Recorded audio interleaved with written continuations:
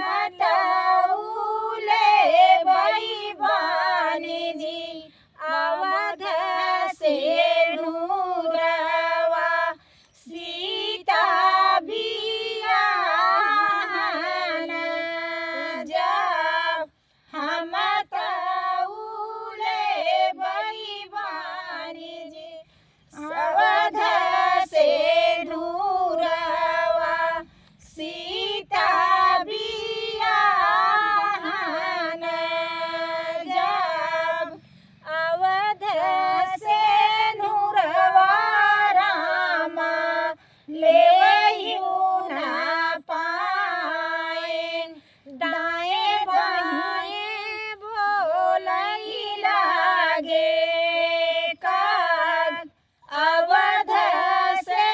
नूरवा रामा लेयू ना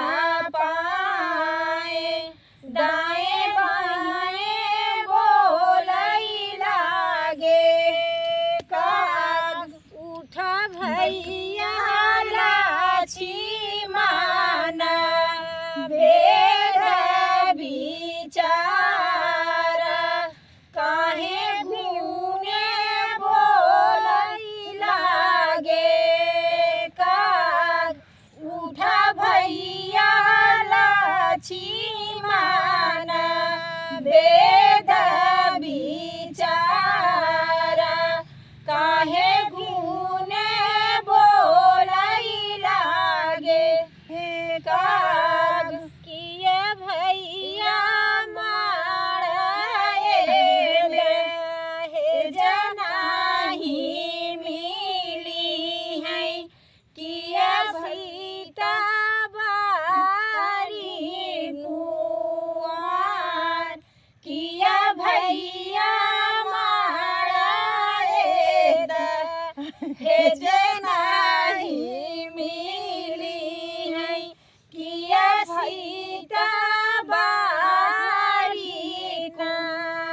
दान नाही भैया मारे हे जमाल मिली है नाही ताजी चतुरी सयान नाही भैया मारे हे जभल मिली है सीता जी चतुरी सयान सीता जी के